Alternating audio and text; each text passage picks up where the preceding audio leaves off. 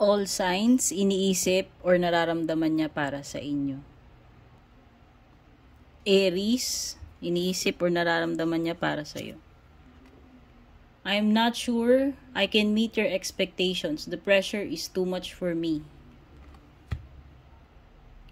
Taurus, iniisip or nararamdaman niya para sa iyo.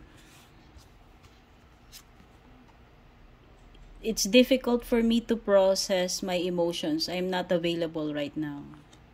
Gemini, iniisip or nararamdaman niya para sa iyo. I feel abandoned by you and it is triggering my childhood traumas. Cancer, iniisip or nararamdaman niya para sa iyo. I pushed you away because I do not want the responsibility.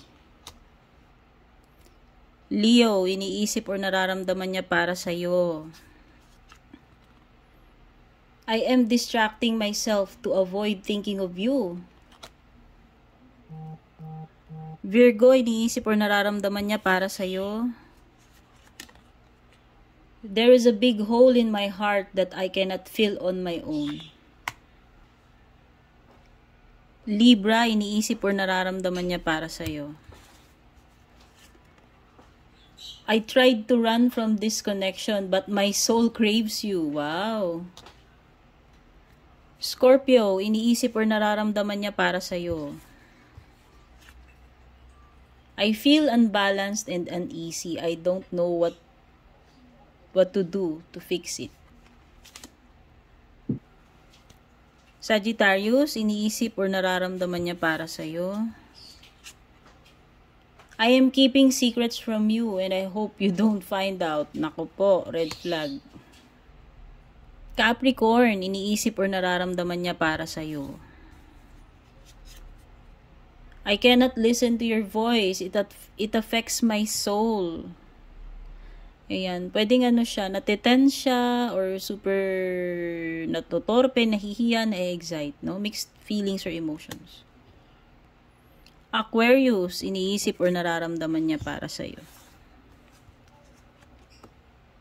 I think of you at night when the world is asleep and my mind is awake. Palagi kanyang iniisip, pinapantasya, or naaalala. Pisces, ano yung iniisip or nararamdaman niya para sa'yo? Kung person na sa isip mo, kakonect mo. Rejecting you was protecting myself. I was being selfish. Pwedeng takot masaktan tong person na to. Tong person mo. So, kahit siguro mahal ka niya, gusto ka niya, parang nagiging maingat siya.